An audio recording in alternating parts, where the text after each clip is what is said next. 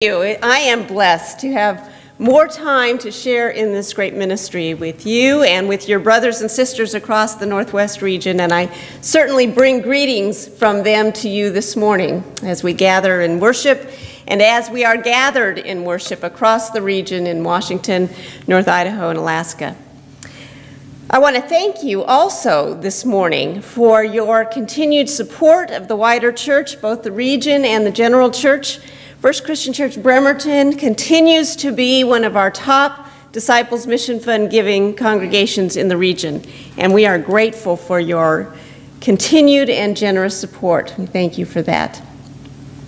You are going to be entering into a time of transition as you celebrate the ministry that Debbie has brought to you and as you prepare for your next pastor. And I think it's important for me to lift up the other congregations in the region that also are in that time of transition so that you can be praying for them and know that they are praying for you as well. So congregations that either currently have interims or soon will be. Welcome Table Christian Church in Seattle used to be Finley Street and they changed their name. The Welcome Table has an interim. Both of our congregations in Yakima, Englewood and United Christian Church, both have interims and are at different places in their search process. The pastor at Othello has announced her resignation and will be leaving mid-July, so they're going to be beginning their transition process. Waitsburg Christian Church is entering into a time of interim, and I'll be meeting with them to help them move forward in that process. I think that's it. Did I miss any? I think that's it. Yeah. So, you know, the congregations in Search and Call kind of wax and wane, and we've been in a kind of quiet time, but it's picking up again. So I value your prayers as we move into this process and just want you to know that you will not walk this journey alone. Will you join me in a moment of prayer? Gracious God, may the words of my mouth and the meditations of my heart be acceptable unto you, my rock and my redeemer. Amen. Oh, Jonah, Jonah, Jonah. What are we going to do with Jonah? I am so grateful that Debbie invited me to join in this Jonah sermon series because I love the story of Jonah. I love that it is so rich in human foibles and God's abundant grace. Wait until you get to chapter 4. Plot twist. Last Sunday, I had the opportunity to worship with University Christian Church, where Pastor Adam Harmon is also preaching about Jonah. They collaborate together on this, so I am caught up with you. But just to recap, as it was done this morning in the children's time, when last we left Jonah, he had been told by God to go to Nineveh, so he went in the opposite direction. Instead, he went to Tarshish. He's on a boat. There's a big storm. The sailors are praying for deliverance. They're crying out to him, you need to be praying to your God as well. They cast lots to see whose fault it was that the storm had happened. And the lot falls to Jonah, at which point Jonah fesses up and says, yes, it's me. I'm kind of going in the wrong direction. He said, you might as well throw me overboard. But note that the sailors tried not to throw him over. They rowed as hard as they could, but they couldn't. So finally, they tossed him overboard, where he is swallowed up by a fish. Pastor Harmon last week pointed out that throughout the first chapter of Jonah, Jonah does anything he can to avoid talking with God. Even when the sailors are praying and to their gods and calling out to Jonah, pray to your God, maybe your God will help, Jonah does not. But now we come to chapter 2, and guess what? It's one long prayer. Perhaps spending 3 days in the belly of a fish can do that to you, can change your attitude, can open up new possibilities. And so Jonah prays. And my, what a prayer it is. Perhaps when you have lots of time to write your prayer, it gets a little more flowery than usual. You would think it would just be, get me out of here, God. But no, Jonah goes more than that. He is a man of extremes. He goes from not talking to God to this long, flowery prayer. And my friends, if we are honest, Jonah takes a few liberties with the truth in this prayer to avoid his own responsibility. In verse 3, it says, "You cast me into the deep." Well, actually, it was the sailors that cast Jonah into the deep, and then it was at Jonah's request. In verse 4, he prays, "I am driven from your sight." Well, if we remember the story right, it was Jonah who ran away from God's sight and boarded the ship in order to escape. In verse 5 and 6, Jonah is using this mythic, heroic struggle language of seaweed wrapped around him and waters of the deep closing over him, as if he is the wronged hero of a persecution story. In verse 8, he gets a little pious. "Those who cling to worthless idols," he says, "turn away from God's love for them, but I, with shouts of grateful praise, will sacrifice to you." And then finally, he ends up vowing to do God's will, which ironically was what the sailors were doing at the end of chapter 1. Chapter 2 ends with a simple verse.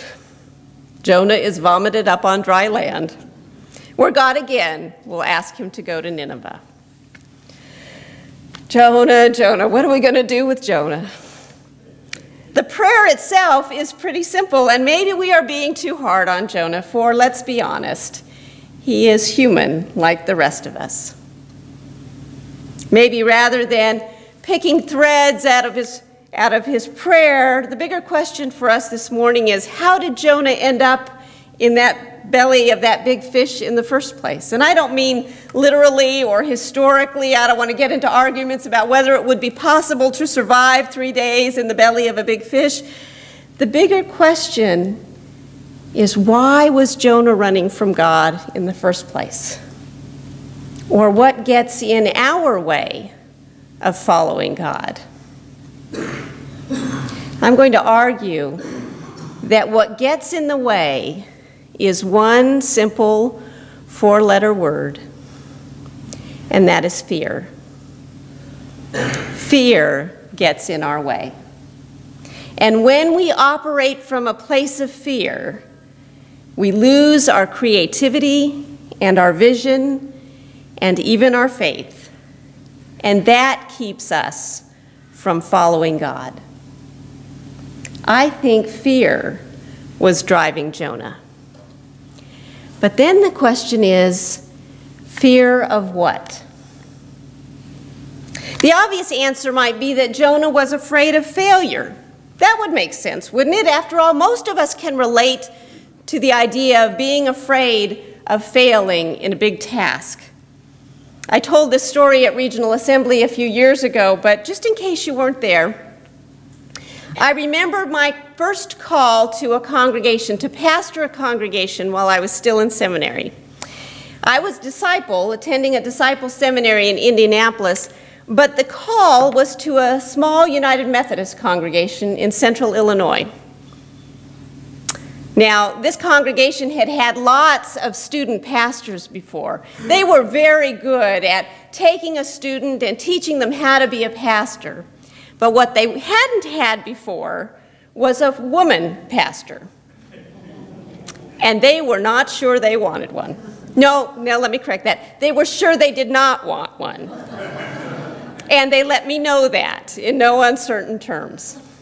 I went to meet with them, with the Pastor Relations Committee, and one of them said to me, "Well, my grandson told us that if we ever have a woman pastor, the roof will fall in."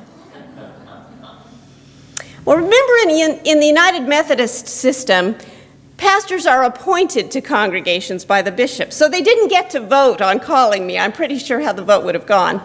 They were getting their pastor appointed to them.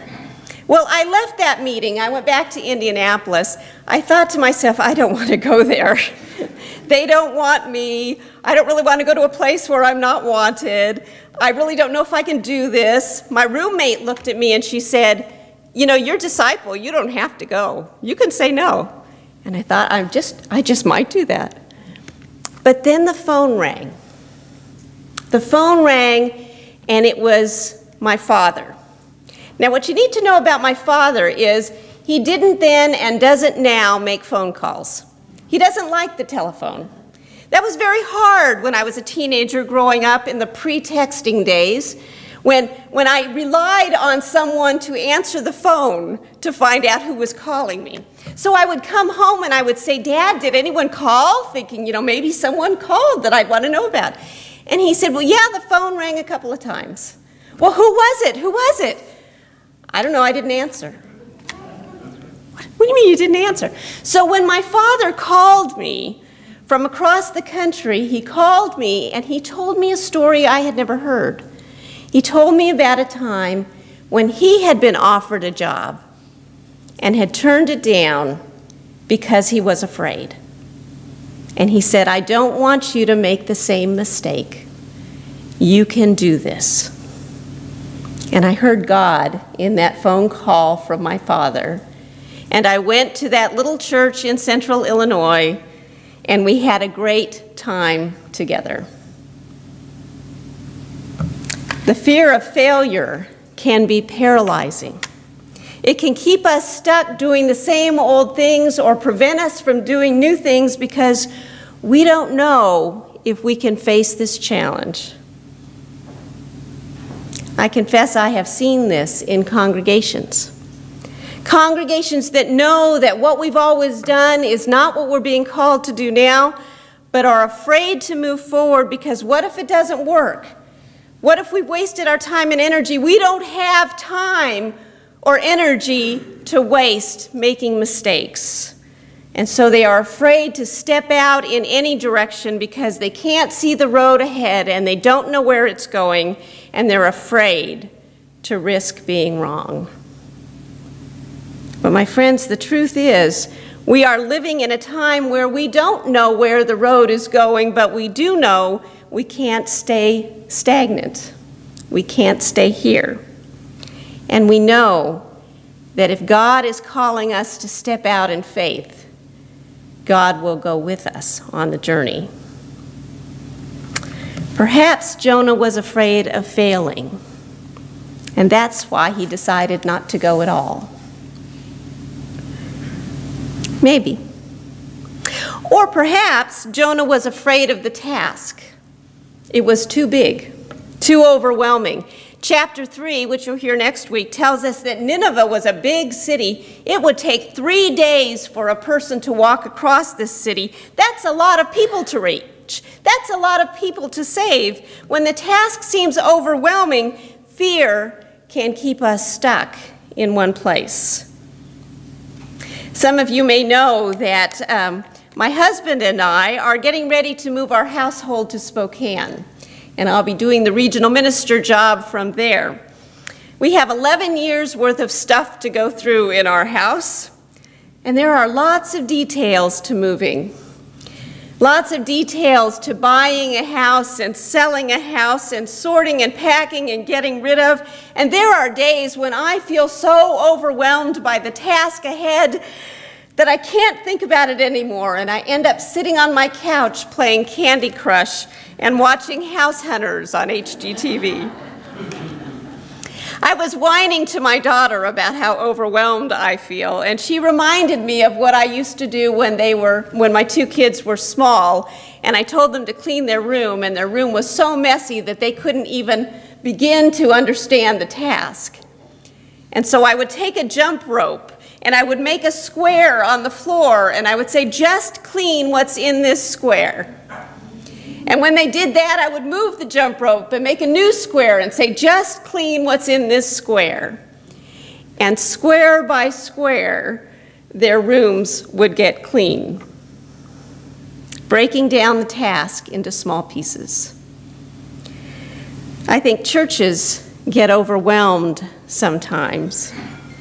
As we think about transformation, as we think about retooling for the future, perhaps even as you think about saying goodbye to a beloved pastor and preparing to welcome a new pastor, it can feel overwhelming.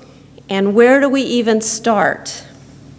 And then we look around and say, there is so much need here in the congregation, caring for our members and caring for this building and finances and worship and education and programs. And then we look beyond the church because we know that God's calling us out into the world, and there is so much need in the community. People are hungry, and people are in need of shelter, and people are in need of companionship, and in need of direction, and in need of a word of grace.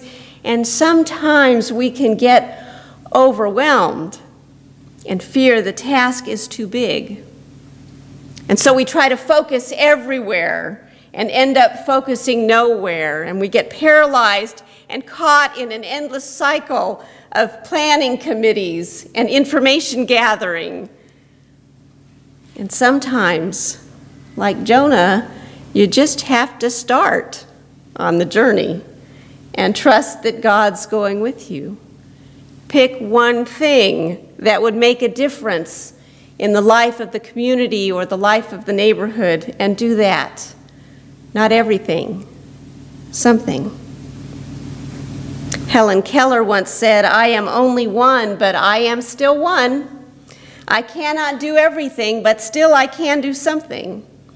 And because I cannot do everything, I will not refuse to do the something that I can do."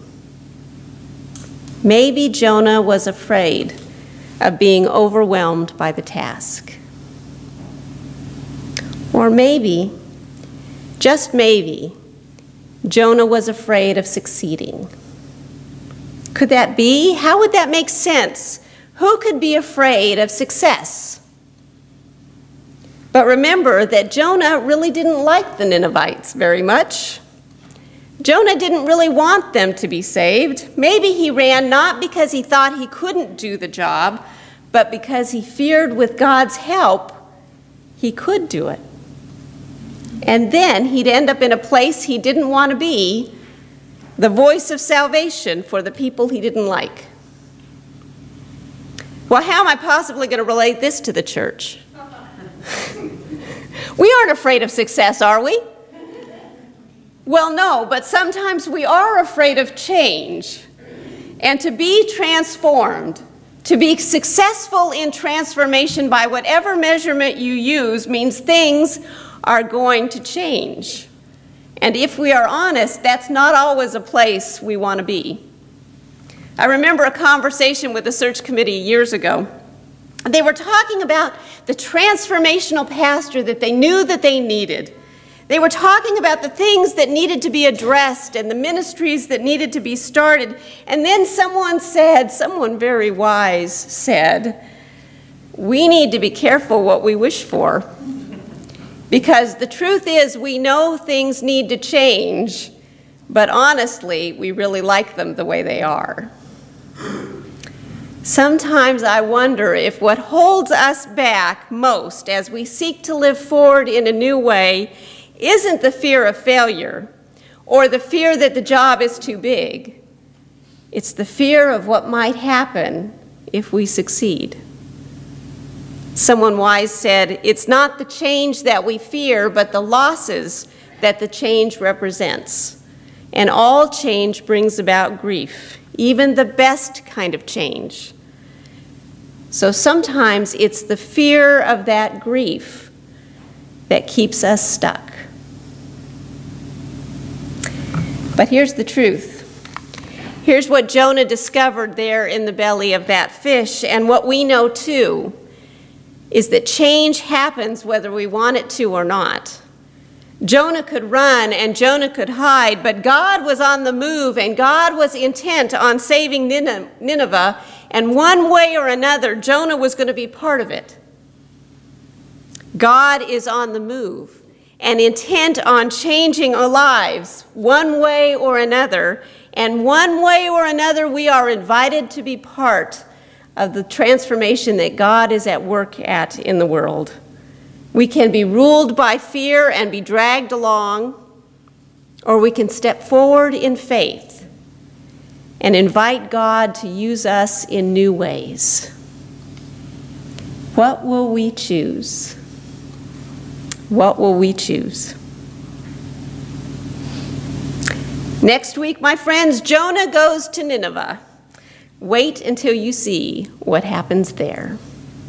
May God keep us curious and open to whatever God is doing next. And may God make us faithful and courageous to follow where God is leading without fear. Amen.